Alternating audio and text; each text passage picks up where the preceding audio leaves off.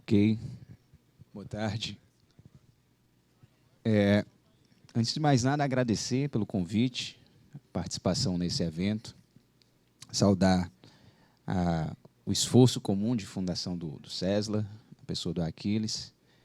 Também pretendo contribuir de maneira modesta para o sucesso do grupo. O que eu vou fazer inicialmente aqui é tentar sustentar uma hipótese de interpretação do filme, no sentido de extrair o que há de mais essencial e deixar para o debate as questões todas que possivelmente vocês vão levantar, que são muitas, há muitos elementos a explorar no filme. Então, eu queria situá-lo inicialmente e sustentar essa hipótese, que traduz um pouco o título dessa mesa, né, dessa fala, que é a conciliação impossível, o dilema da esquerda brasileira no realismo crítico de Graciliano Ramos. Pois bem, Graciliano escreveu São Bernardo em 1932, na sacristia da igreja de seu amigo Padre Macedo, em Palmeira dos Índios. Por esse tempo, na correspondência com a esposa, Heloísa Ramos, observava de longe a insanidade da guerra civil movida pelos paulistas e ainda amargava as dificuldades decorrentes da Revolução de 30. Publicado em 34, o romance teve boa recepção e o escritor alagoano, adiante, seria considerado com justiça o maior romancista brasileiro.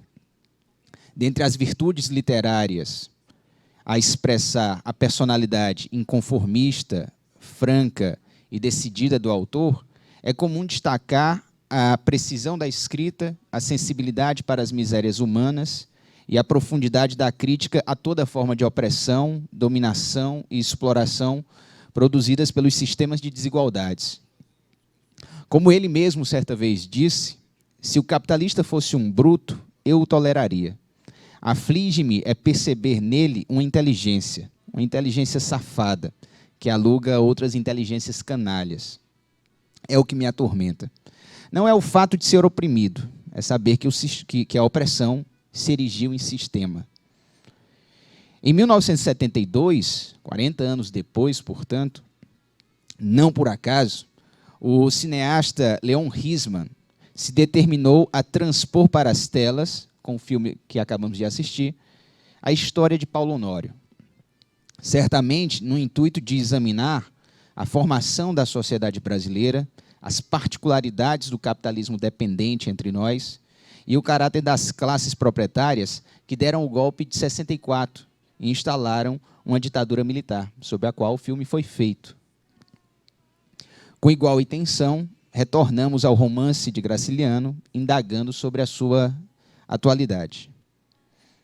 Em 1951, Getúlio Vargas retornou ao poder pelas urnas. No seu discurso de posse, ele fez a seguinte afirmação: as forças coletivas que provocaram o movimento revolucionário do modernismo na literatura brasileira, que se iniciou com a Semana de Arte Moderna de 1922, em São Paulo, foram as mesmas que precipitaram no campo social e político, diz Vargas, a Revolução de 30. Ainda segundo ele, essas forças coletivas eram aquelas que compunham a inquietação brasileira, fatigada do velho regime e das velhas formas, e que buscavam algo de novo, sinceramente nosso, mas visceralmente brasileiro. Claro, essa é uma visão retrospectiva que tenta produzir uma homogeneidade em torno do ideal nacional de construção da brasilidade, apagando, contudo, diferenças históricas importantes, às vezes cheias de ódio e ressentimento. Se para Getúlio Vargas as forças sociais que tornaram possível o modernismo de 22 eram as mesmas que precipitaram a Revolução de 30, para um observador crítico como Graciliano Ramos, essas forças continuaram seu curso, tornaram mais evidentes suas contradições e ganharam a devida expressão literária nas obras reunidas no chamado Romance do Nordeste, com Jorge Amado, Zé Lins do Rego, Raquel de Queiroz e, sobretudo, com ele, Graciliano, malgrado a modéstia injustificada.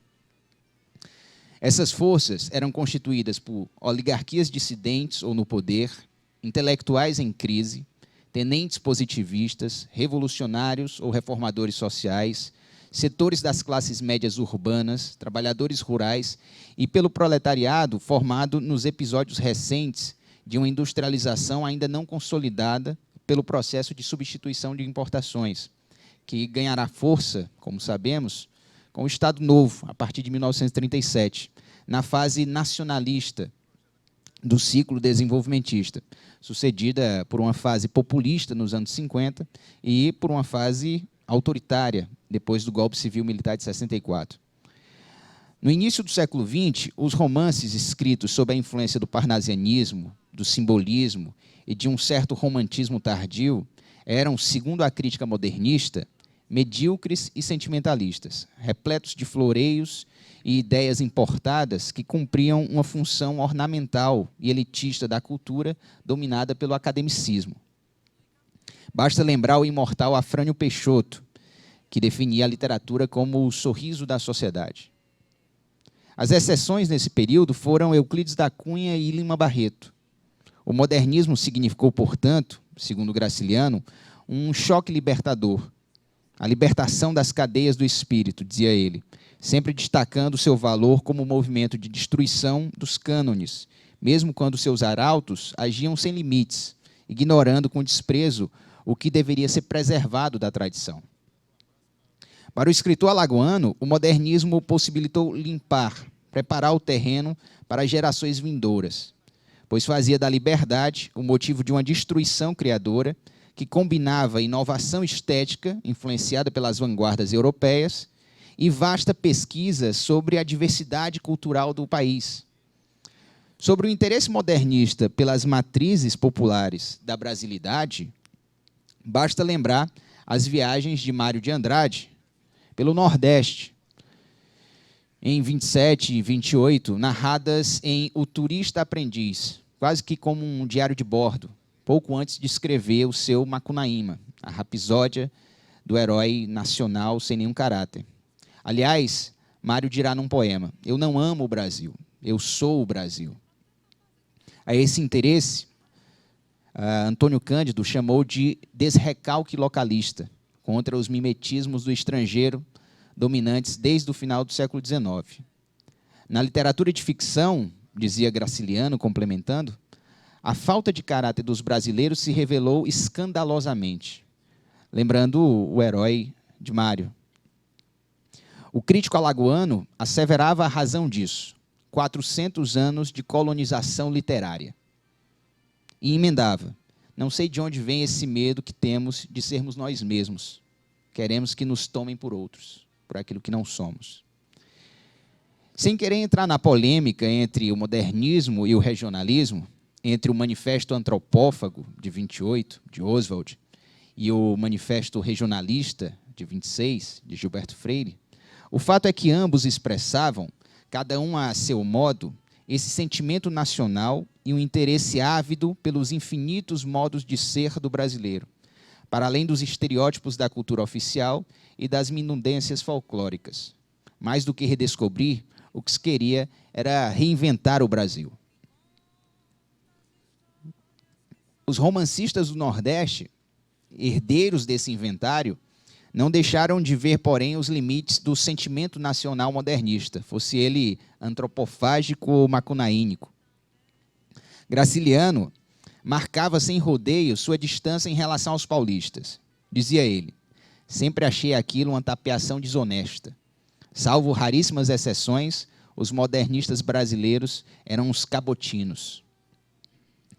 No que foi seguido por José Lins do Rego, quando o escritor paraibano disse que a língua que Mário de Andrade quis introduzir, palavras dele, com o seu livro, é uma língua de fabricação, mais um arranjo de filólogo erudito do que um instrumento de comunicação oral ou escrito. O baiano Jorge Amado se serviu, como caricatura, da imagem de um gigante empunhando picaretas para destruir casas de papel. Disse ele, os grandes nomes não passavam, de certa maneira, de palhaços para uma claque refinada e snob, a elite paulista cafeira. Todos lembram papel que Paulo Prado, né, o maior produtor de café que havia, teve no modernismo. Até mesmo a crítica conservadora, direitista, de Tristão de Ataíde, viu no modernismo um movimento superado pelo romance de 30. Não por acaso essa superação é ainda menos questionável quando se tem em vista não a poesia, mas o gênero romance. Para Graciliano, a poesia modernista, como Manuel Bandeira, por exemplo, adquiria expressão, mas o romance não tinha conteúdo, dizia ele sumariamente. Isso porque as transformações sociais em curso, na virada dos anos 1930, exigiam outros meios que não fossem aqueles meramente guiados pela inovação formalista e rotineira das vanguardas. A amplitude da realidade não cabia mais na alegoria. Essa necessidade histórica encontrou no romance uma forma capaz de apreender artisticamente a totalidade das relações sociais a partir de suas determinações essenciais, contraditórias e típicas. Em sua obra de juventude, escrita no início da Primeira Guerra Mundial, o filósofo húngaro Georg Lukács dizia que o romance é a epopeia de uma era para a qual a totalidade extensiva da vida não é mais dada de modo evidente, mas que ainda assim tem por intenção a totalidade. Anos mais tarde, no ensaio intitulado O Romance como Epopeia Burguesa, escrito justamente em 1934, mesmo ano de publicação do São Bernardo, ele reforçou essa postulação nos termos do materialismo histórico, para dizer o seguinte: o romance é o gênero literário mais típico da sociedade burguesa. É no romance que todas as contradições específicas desta sociedade são figuradas do modo mais típico e adequado. Depois de demonstrar que essa totalidade não é abstrata e idealizada, mas sim concreta e histórica, porque é síntese de múltiplas determinações, Lukács conclui: figurar a totalidade de objetos significa, fundamentalmente, a exigência de uma representação da sociedade humana tal como ela se produz e reproduz em seu processo de vida cotidiano. Neste momento, a representação da verdade, frequentemente referida como a realidade brasileira, havia se tornado historicamente cotidiana. Para alguma coisa, a Revolução de 30 serviu, trouxou Graciliano. Apareceu o hábito da leitura, de repente ficamos curiosos, às vezes imprudentemente curiosos. De fato, a maior divisão social do trabalho com a indústria, a estratificação de classes e a diversificação dos agentes responsáveis pela organização da cultura, com as editoras, os jornais, revistas, a difusão do rádio e as instituições públicas promotoras de políticas culturais, tornaram a relação entre Estado e sociedade civil, naquele momento, mais complexa e mediada. Todo esse progresso, no entanto, foi feito conservando o atraso, mantendo inalteradas as estruturas sociais que reproduziam a dependência, a imensa desigualdade econômica entre as classes e as mazelas sociais como a fome, o mandonismo e as formas compulsórias de trabalho. A relação entre literatura e a construção do ideário nacional vivia o seu momento propriamente crítico. Estavam superadas a ironia de um Machado e a sátira de um Lima Barreto como recursos de criação. Muito menos havia lugar para a euforia de um Oswald de Andrade. Da crônica passou-se à história. Em vez de uma consciência amena e confiante quanto ao futuro do país, cultivada desde a independência e ao longo do romantismo, o realismo dos romancistas do Nordeste traduziu os anseios de uma consciência catastrófica do atraso. Usando de novo as palavras de Antônio Cândido. Isto porque a força crítica do romance foi capaz de antecipar o que só ficaria claro para os economistas nos anos 1950, com o conceito de subdesenvolvimento. O processo inaugurado pela Revolução de 30 oferecia matéria suficiente para a criação artística, dispensando meios artificiais, imaginativos e outras convenções literárias. Como anotou Graciliano, os romancistas não saíram de casa à procura de reformas sociais. A Revolução chegou até eles e encontrou-os atentos, observando uma sociedade que se decompunha. Esse momento coincide com o salto observado entre o primeiro romance de Graciliano, que é Caetés, escrito entre 25 e 28, mas publicado apenas em 33, e o segundo, que é São Bernardo, escrito em 32, aos 40 anos de idade, publicado em 34. Entre um e outro, o escritor alagoano casou-se pela segunda vez, foi eleito prefeito de Palmeira dos Índios e passou a assinar suas crônicas com o nome próprio. Mas as razões biográficas não bastam para explicar a passagem da descrição à narração, da observação à participação, que é justamente o que distingue os dois romances. Somam-se a isso, certamente, as razões políticas internas e externas, que tornaram mais nítidas as forças sociais em conflito, polarizadas entre o fascismo e o comunismo. Também foi nesse momento que Gilberto Freire, Caio Prado e Sérgio Buarque encontraram na forma mais livre do ensaio sociológico um meio de reflexão sobre a presença do passado colonial na nossa vida como nação. A tarefa do escritor havia se tornado mais difícil, tendo que se deter ao essencial em meio ao turbilhão da vida moderna. Em 1936, Walter Benjamin, esse crítico alemão, registrou seu diagnóstico. Diz ele: a arte de narrar está em vias de extinção. Para escapar a isso, seria preciso narrar as ações e situações em vez de descrever figuras e paisagens. No mesmo ano, num debate intenso, Lukács sentenciou: a narração distingue e ordena, a descrição nivela todas as coisas. Antes, ao seu modo, o mesmo disse Graciliano: extraio dos acontecimentos algumas parcelas, o resto é bagaço. Os romancistas estavam atentos, narravam o que viam. Ao contrário das vias clássica e prussiana, no Brasil o que ocorreu foi a via colonial, de implantação do capitalismo, com sua industrialização hipertardia, dependente e periférica, combinada à conservação da estrutura fundiária colonial e à superexploração do trabalho que rebaixa os salários, impedindo o consumo e marginalizando a população excedente para o capital. Isso cria uma situação de permanente conflito social, episodicamente explosivo, frente ao qual a burguesia interna, associada à burguesia mundial, incapaz de levar adiante um projeto de nação, tende a suspender a frágil, temporária e sempre circunscrita ordem democrática para expor à luz do dia a sua natureza autocrática, atualizando sua origem escravocrata e o seu horror à organização política das massas. Trata-se, por isso mesmo, de um processo de modernização conservadora, na medida em que as forças produtivas mudam com a atualização e a inovação tecnológica, mas as relações de produção não, que seguem presas aquilo que Caio Prado chamou de o sentido da colonização. O próprio Getúlio Vargas compreendeu bem isso. Na sequência daquele mesmo discurso de posse, ele afirmou que a modernização no Brasil ocorreu num movimento mais amplo, mais geral, mais completo, simultaneamente reformador e conservador, onde foram limitados excessos, polidos os extremos, sempre cheios de asperezas, ainda diz Vargas, né? E harmonizadas as tendências mais radicais e divergentes, disse o presidente. A Revolução de 30, para lembrar a expressão de Gramsci, foi uma revolução sem revolução.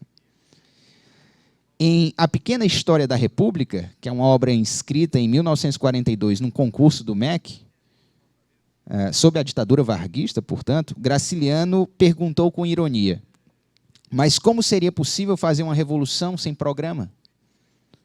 Sobre a terrível particularidade de nossa conformação social, vale lembrar uma poesia de Drummond, chamada Hino Nacional, também de 34. Diz o poeta: precisamos louvar o Brasil. Não é só um país sem igual. Nossas revoluções são bem maiores do que quaisquer outras. Nossos erros também.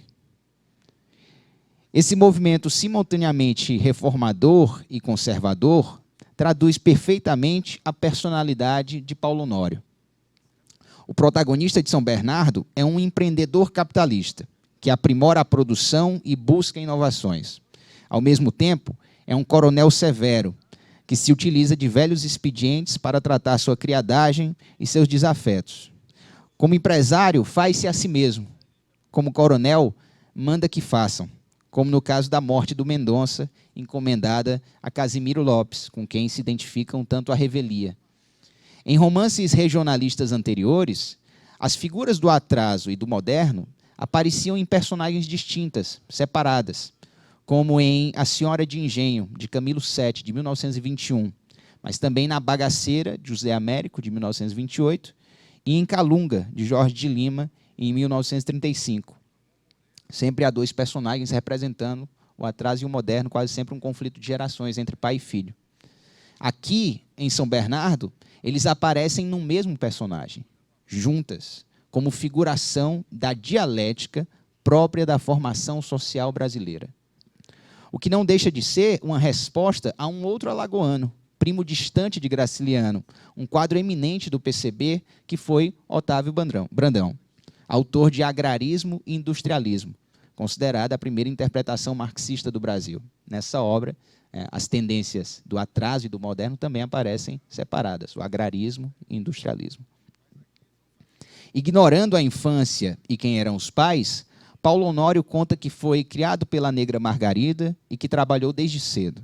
Foi guia de cego, vendeu doces, gastou muita enxada na roça. Depois esfaqueou um homem e foi preso.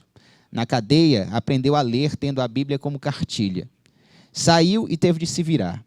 A princípio, o capital se desviava de mim e o persegui sem descanso, viajando pelo sertão, negociando com redes, gado, imagens, rosário, miudezas, ganhando aqui, perdendo ali, marchando no fiado, assinando letras, realizando operações embrulhadíssimas.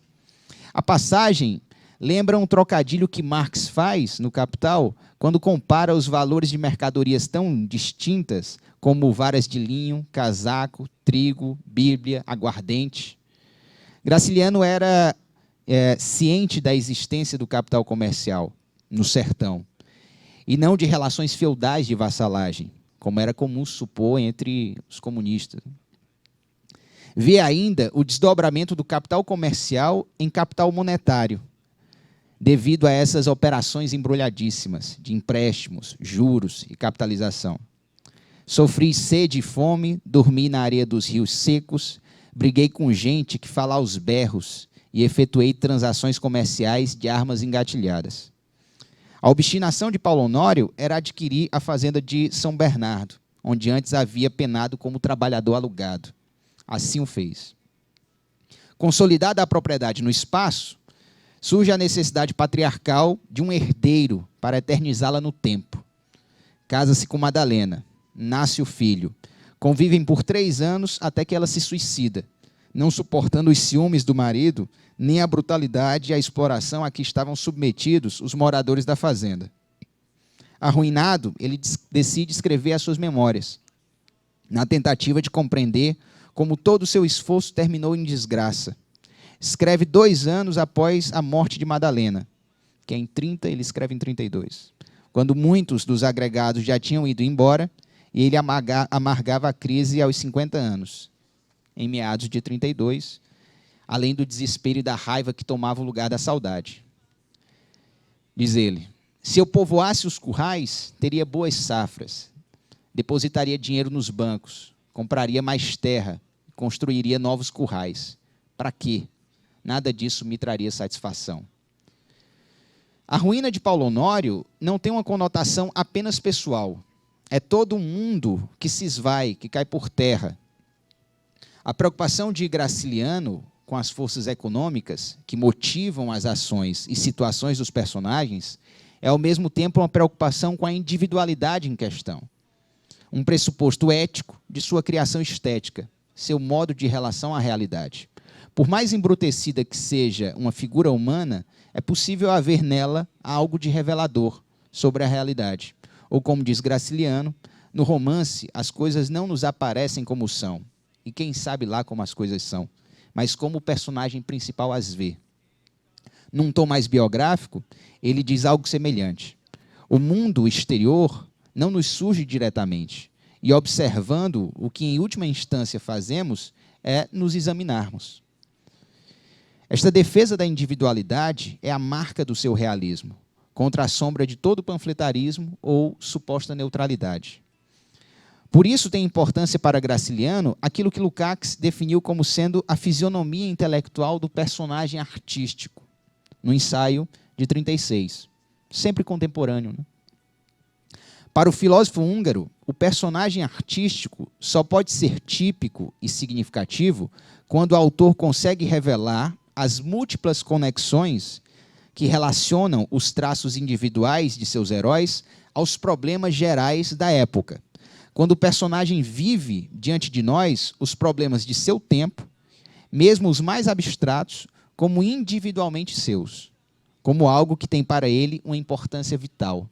Isso seria a fisionomia intelectual. Os grandes problemas da época são problemas meus individualmente. É como o sujeito que, enfim, tem que abandonar a amada porque vai se vir ao exército na guerra, né?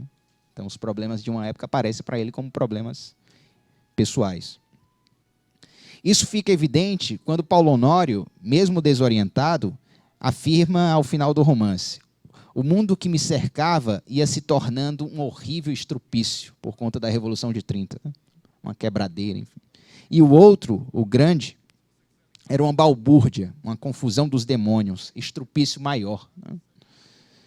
Essa relação de unidade e diferença entre o pequeno e o grande mundo, presente de modo exemplar no Fausto, de Goethe, é própria da alienação moderna, expressão da apropriação privada da riqueza socialmente produtiva. Esse seria o seu fundamento. O que o romance quer é restituir essa unidade perdida, embora quase sempre fracasse. O casamento é o problema por meio do qual Graciliano constrói a fisionomia e a tipicidade de seus personagens, sobretudo o narrador. Esses personagens típicos expressam, em sua particularidade concreta, uma síntese entre a universalidade de uma força social que encarnam e a singularidade de um modo de ser, de uma personalidade, cujos traços são artisticamente intensificados como forma de evidenciar as relações com a tendência essencial que representam. Então, a universalidade e a singularidade se expressam num tipo particular. Paulo Honório é a personificação da apropriação, do sentimento de posse, da força social da propriedade privada. Madalena é a resistência a esse processo de desumanização, a possibilidade de uma outra forma de vida, que tome o homem como fim e não como meio, reduzido à coisa. Ela é, portanto, a crítica da reificação, com maior ou menor consciência disso, a sua simples existência, né, diante de Paulo Honório. Esses personagens típicos vivem, por sua vez, situações típicas, reveladoras das determinações essenciais de um momento histórico, de uma época inteira. Como lembra Lukács, em Balzac, o amor e o casamento da grande dama podem ser o eixo em torno do qual se alinham os traços característicos de uma transformação de toda a sociedade. É possível ler, portanto, toda uma sociedade a partir de um ponto elementar, né? É o que acontece com Paulo Honório e Madalena em meio às tormentas do amor que une e da revolução que separa os seus destinos. Essa é a nossa hipótese de interpretação do romance. É possível ler o casamento como signo, como representação da aliança de classes. É nisso que eu gostaria de insistir e com isso eu concluo. Mesmo que ainda não fosse membro do partido, mas desde sempre um comunista, Graciliano percebeu que a questão das alianças, da coalizão e da conciliação de classes se impusera.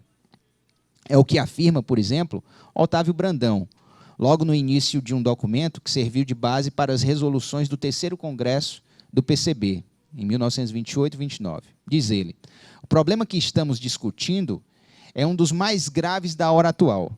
Da sua exata solução teórica e tática depende, em grande parte, a ascensão das forças revolucionárias brasileiras. Para tanto, continua Brandão, seria necessário começar pela aliança do proletariado urbano e rural com os revoltosos pequeno-burgueses e com a grande burguesia liberal, grandes industriais e comerciantes, contra o czarismo brasileiro, que era o quê? O Partido Republicano, os fazendeiros de café, o Estado agrário.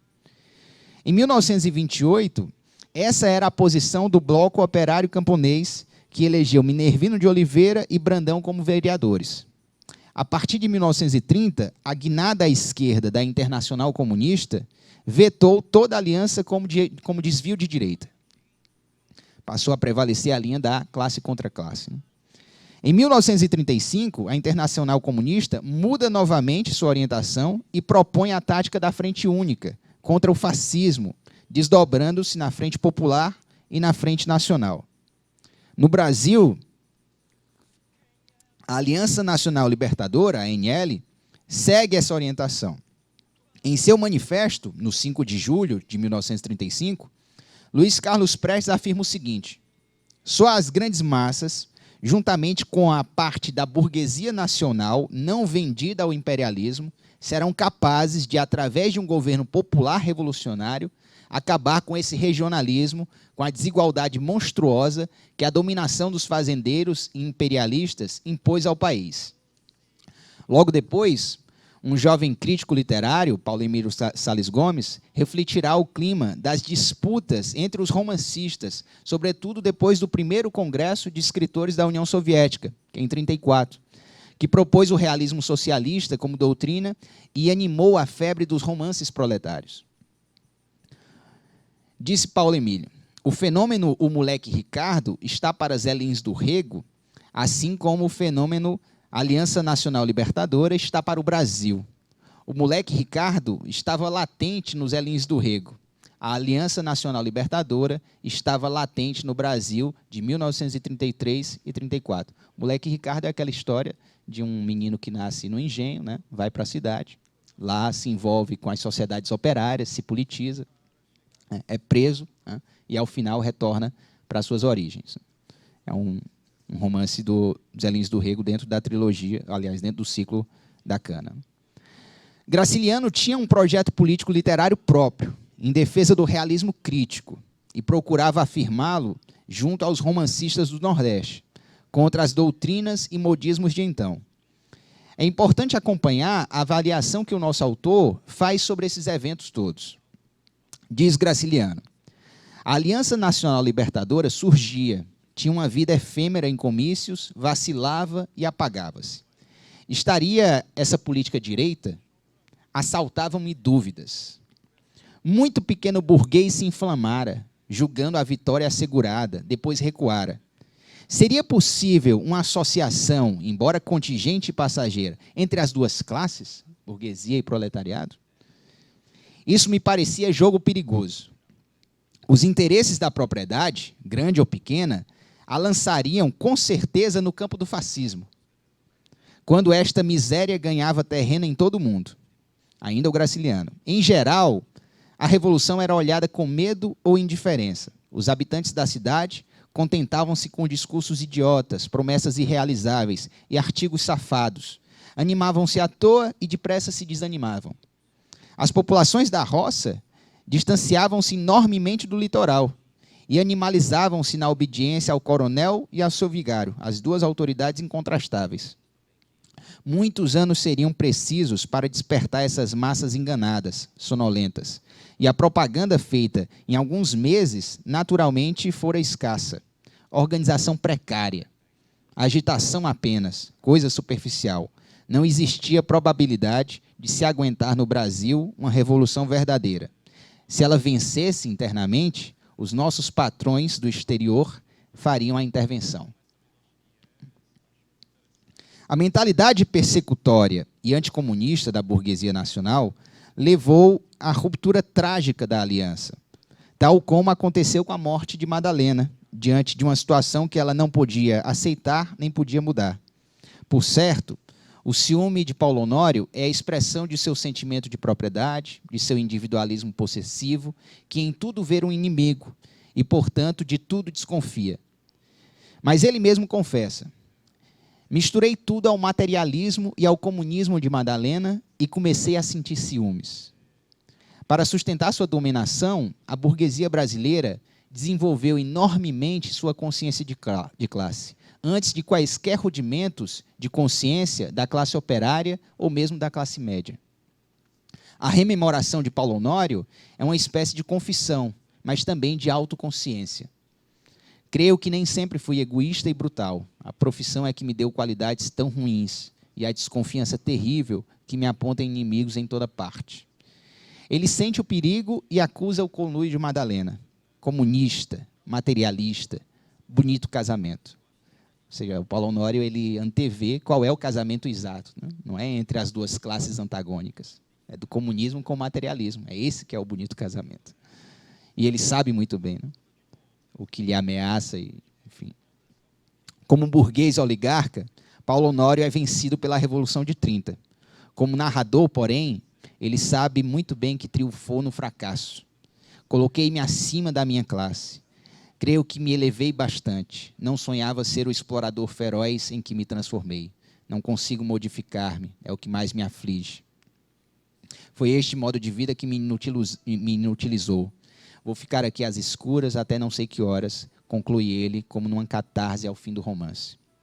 São Bernardo foi a resposta conservadora, mas nem por isso menos realista, ao prosaísmo da Revolução Burguesa no Brasil. O provável prenúncio de Graciliano quanto à impossibilidade do casamento, como aliança ou conciliação de classes, entre a burguesia nacional, a pequena burguesia e o proletariado, será duramente confirmado com o fim da ANL, seguido pelo golpe de 1937, que deu origem ao Estado Novo, mas também com a falência da Declaração de Março de 1958, que apostava na direção da burguesia nacional, e o golpe de 64, que veio em seguida. Há pouco, vimos mais uma vez essa impossibilidade se confirmar miseravelmente. Podemos, então, perguntar, a esquerda brasileira está condenada a repetir o destino de Madalena? Era isso, obrigado.